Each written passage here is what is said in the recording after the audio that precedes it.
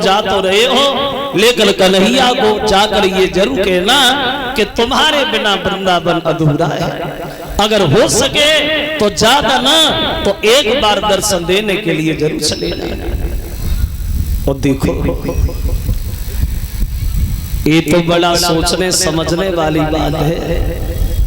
आप खुद अंदाजा लगाना, जहाँ भगवान की कथा चलती हो 7 दिन, जहाँ भगवान के नाम का कीर्तन गुणगान होता हो तो 7 दिन कैसा लगता है। केवल भगवान की चर्चाएं होती हैं तब 7 दिन भागवत में बहुत अच्छा लगता है। और 7 दिन के बाद जब कथा खत्म हो जाए, विराम हो जाए, भंडारा हो जाए, फिर उस जगह को देखो तब कैसा लगेगा। और जहां से स्वयं भगवान ही चले गए हो तो उस जगह का हाल क्या होगा। तो भगवान को जाकर के उद्धव ने जब वृंदावन का हाल बताया तो भगवान बड़े व्याकुल हुए। राधा अभी थोड़े आने में अस्मर्थ, लेकर हम भूले नहीं है, तसल्ली धारण करो, हम अवश्य आए। अब इधर बताया है सुखदेव ने, सुनो महाराज, 17 बार जरासंध जो है वो फौज लेकर के मथुरा पे आक्रमण करता है, लेकर 17 बार कन्हैया से मात खा गया।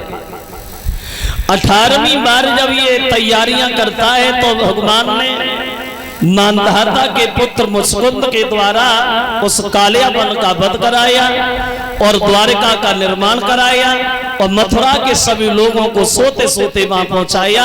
भैया बलराम के साथ कन्हैया वहां से निकल गए और द्वारिका में जाकर के द्वारिकाधीश बने। अब देखो जब ये द्वारिका में निवास करे गए तो इनके बड़े भैया बलराम का विवाह हुआ।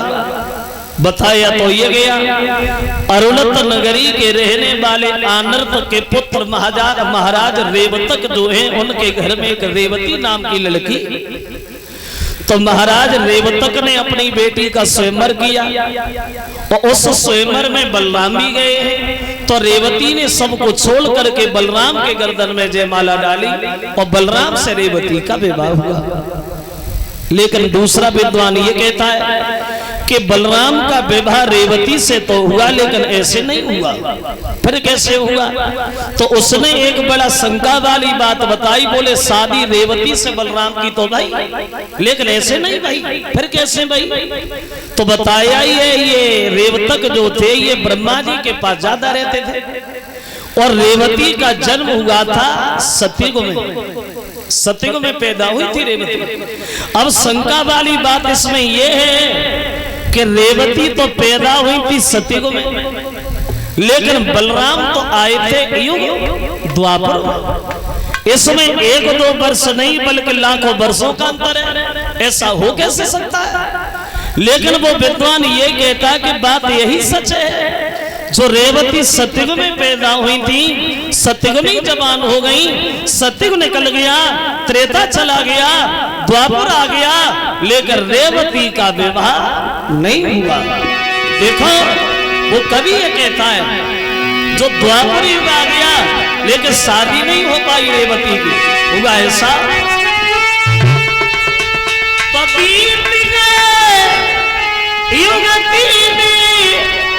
भूप मलिन भयति भाई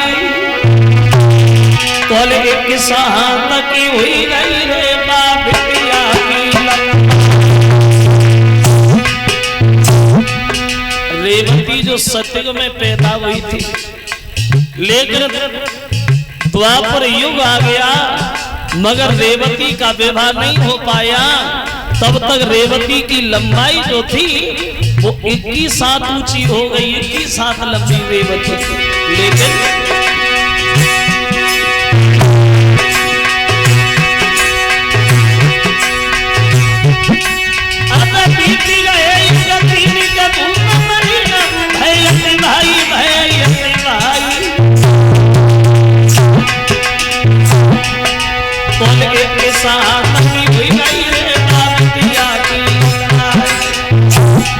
लेकिन पर हुई नाई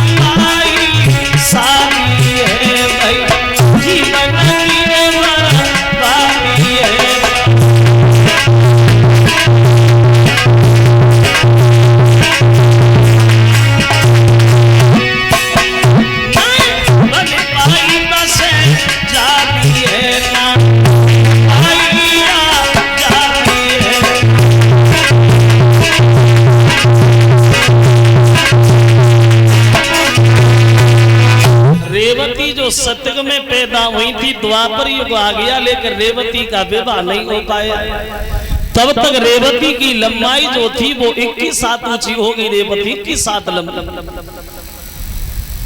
तो एक दिन रेवतक को ध्यान आया और ब्रह्मा जी से बोले, प्रभु हम तो तुम्हारे पास बने रहे, हमें अपने घर का ध्यान नहीं रहा। हमारे घर में एक सतयुग में बेटी पैदा हुई थी लेकिन द्वापर युग आ गया, हमने विवाह नहीं कर पाया। अब कोई ऐसा लड़का बता जब शादी करें अपनी बेटी की। तो ब्रह्मा जी हंसने लगे, बुद्धि खराब है, अब तक लड़का पूछ रहे हो? अरे इतनी उम्र का तो कोई बूढ़ा भी नहीं मिलेगा। बोले सोचो। तो जवाब दिया, काम करो, कन्हैया का अवतार हो गया है, उनके बड़े भैया बलराम, उनसे शादी पक्की करा। तो नाई और ब्राह्मण को भेज करके द्वारिका में टीका चढ़ा दिया गया और रेवती का विवाह बलराम से तय हो गया। लेकिन द्वारिका वालों को यह पता नहीं कि रेवती 21 हाथ लंबी है। अब अरुणत नगरी के लिए बारात जब प्रस्थान करती है द्वारिका से, और जब बारात द्वारिका से महाराज रेवतक के घर में गई और जब रेवती जयमाला लेकर के दरबार में आई, जो 21 हाथ लंबी थी रेवती, देखो ले जयमाला संग सहेली लली सभा में आई।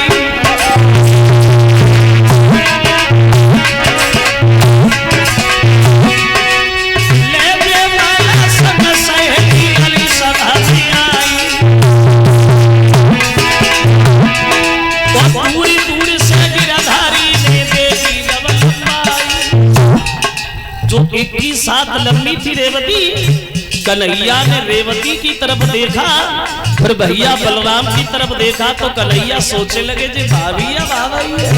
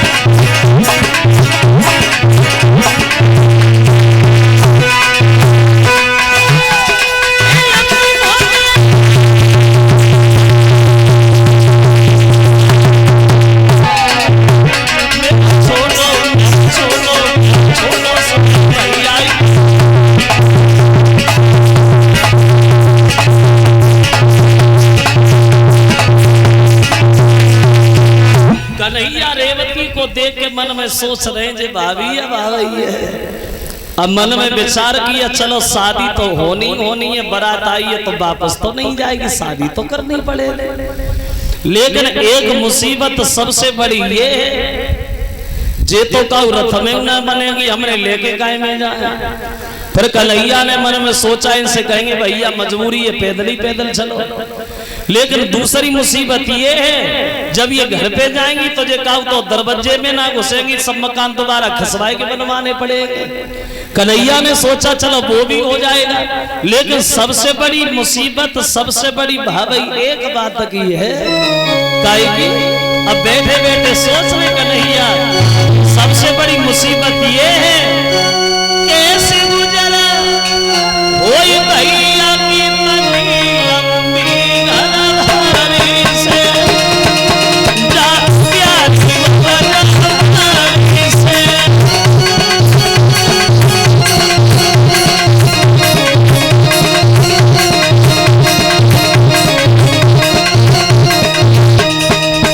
अब कन्हैया बैठे बैठे मन में सोच रहे हैं, मेरो भैया लागे पार होए,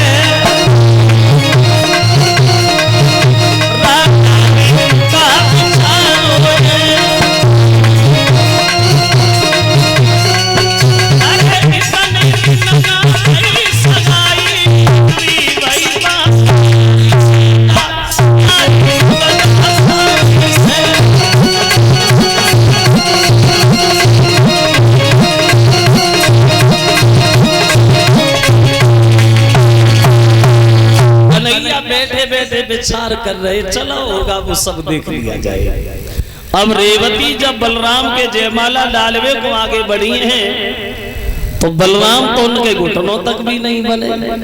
तो रेवती ने बैठ कर के बलराम के जयमाला डाली और जैसी बैठ के जयमाला डाली तो कन्हैया खूब ताली मार के हंसे और जो कन्हैया से तो पूरी बारात हंसना शुरू हो गई। तो नारद चिल्लाने लगे श्याम बुद्धि खराब है, अरे जब तुम ही हंस रहे तो लोग तो वैसे भी हंसेंगे, क्यों हंसे? तो कन्हैया बोले बाबा नारद और आप ही देखो कहाँ भैया और कहाँ भाभी, अब आप ही अंदाज लगा। और बोले